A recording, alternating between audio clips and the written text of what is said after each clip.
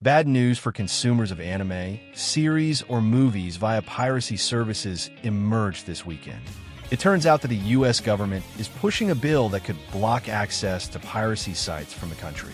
The so-called Foreign Anti-Digital Piracy Act, FATPA, introduced on January 29th by Congresswoman Zoe Lofgren, would allow courts to order companies like Google, Cloudflare, Comcast, and AT&T to immediately block illegal streaming and piracy sites. The goal? Protecting entertainment giants like Netflix, Disney, Amazon, Sony, and Warner Bros. Discovery, who have been lobbying for stricter anti-piracy measures. But how would this blocking work? If the law is passed, copyright owners will be able to ask a judge to order the immediate blocking of a piracy site. Defendants will have 30 days to defend themselves, but if they do not respond, the court will give the green light to the restriction. The accused piracy sites will have between 7 and 20 days to disappear from the map in the United States, depending on the type of content they transmit. And what will happen to VPNs? Well, this is the curious thing, since the law does not force companies to block access via VPNs, which means that those with a basic knowledge of this technology could still access these sites without a problem. Well, obviously with less internet speed.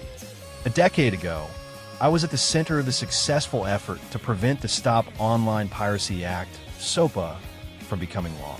It wasn't because I supported copyright infringement, but because I support an open internet. Now, after working for more than a year with the technology, film, and television industries, we have come up with a proposal that offers a solution against overseas copyright infringers without impacting internet freedom, except for the infringers themselves, said Representative Zoe Lofgren. Those infringers engaged in foreign digital piracy pose a huge and growing threat, destroying U.S. jobs, harming the creative community, and exposing consumers to serious online safety risks. The Foreign Anti-Digital Piracy Act is a smart, targeted approach that prioritizes security and intellectual property protection, while respecting due process, free speech, and focusing solely on the real problem. Engagement comes when we sit down to discuss policy recommendations with the workers, businesses, and users directly involved, and I appreciate the support of the technology and content communities in this effort, he concluded. While the entertainment industry applauds this bill, users who use these sites to access free content could be affected, considering that the United States is one of the largest consumer markets and that these sites survive on advertising. Losing this amount of monthly visits would be practically a digital death sentence. However, the bill is still being debated and is still pending approval.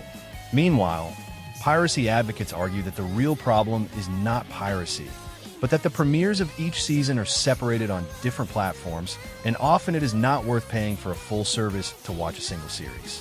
What will happen? Will it be the end of the golden age of pirate streaming, or just a new obstacle that these sites will learn to dodge?